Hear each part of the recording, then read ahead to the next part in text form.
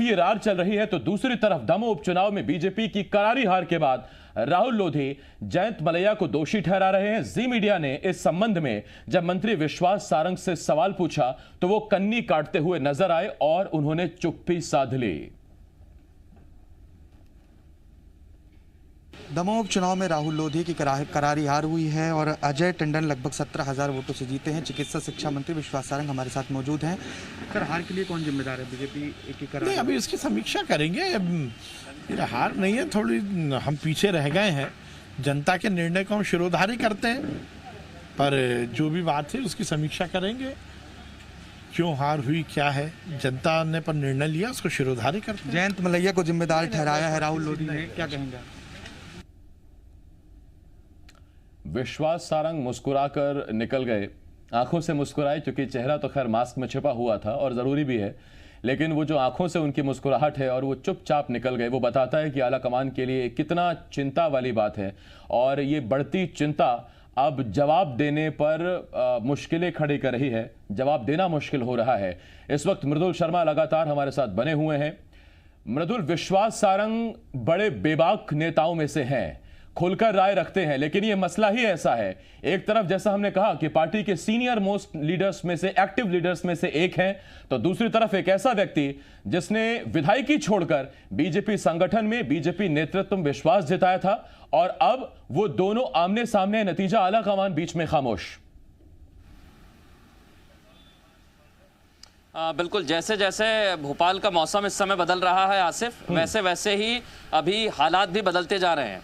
आप देखिए, कुछ मंत्रिमंडल के नेता हैं जो ये सीधे तौर पर बता रहे हैं कि अपनों की वजह से दमोह उपचुनाव में हार का सामना करना पड़ा। भारतीय जनता पार्टी नहीं हारी, बल्कि अपनों ने, या कह लीजिए जयचंदों ने भारतीय जनता पार्टी का काम तमाम कर दिया। दबी जुबान में ये सब कह रहे हैं, लेकिन जब कैमरे पर बोलने की बात आती है तो सभी कन्नी काटते नजर आते हैं, सभी साफ गोई से निकल जाते हैं। लेकिन आसिफ, बचेंगे कब तक? रिजल्ट तो सामने आ गया है और भारतीय जनता पार्टी के नेताओं को जवाब देना होगा। जो आला कमान है उसे बताना होगा, क्योंकि अगर राहुल लोधी जो प्रत्याशी है वो सीधे तौर पर किसी का नाम ले रहा है जो आपके पूर्व में मंत्री रहे हैं, कद्दावर नेता रहे हैं, वित्त मंत्री की जिम्मेदारी संभाली है, तो आपको जवाब तो देना होगा।